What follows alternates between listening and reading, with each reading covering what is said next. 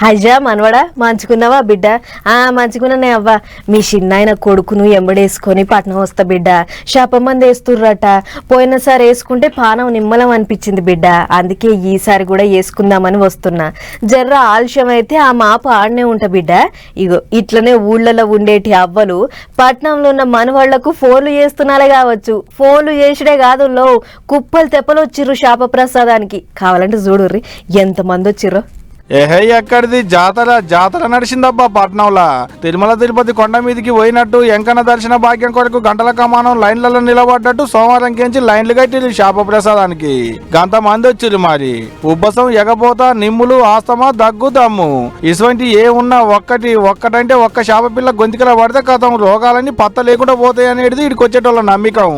ఏండ్ల కమానం కెంచి ఆట తూచా తప్పకుండా వచ్చేటోళ్ళు బొచ్చాడు మంది.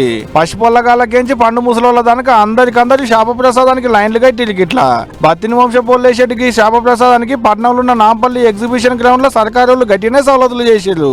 ఈ ప్రసాదం కొరకు ఎక్కడెక్కడికించో పబ్లిక్ మాపటిలే వచ్చి లైన్లు కడితే కిలోమీటర్ల కమానం ఉంది లైను. లెక్కకైతే 17 పొద్దుగాల సూర్యుడు చేసి మళ్ళా తెల్లారి పొద్దుగాలి దానికి వేస్తారు. గని ఏడట కాదు. సోమవారం నాడు మాపటిల్లు సాల్ చేసిరు, మంగళవారం నాడు పొద్దుంత వేసిరు శాప ప్రసాదము. 39 కౌంటర్లు, 3 లక్షల శాప పిల్లలు.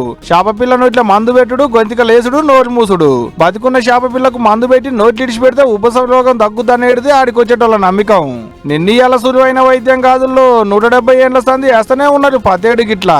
అప్పటి సంధి ఇప్పటిదానిక బతిని వంశపోళ్ళకి శాప ప్రసాదాన్ని తయారు చేసేది 17 ములకశిల కాల్తనాడు పబ్లిక్ అందరికి శాప ప్రసాదాన్ని పంచిపెట్టేది. ఇంకో పెద్ద ముచ్చటుల్లో ముందుగా ఆళ్ళేసుకున్నాకనే ఆటంక పబ్లిక్ కు పంచిపెట్టేది కార్యం సులువు చేస్తారు మరి.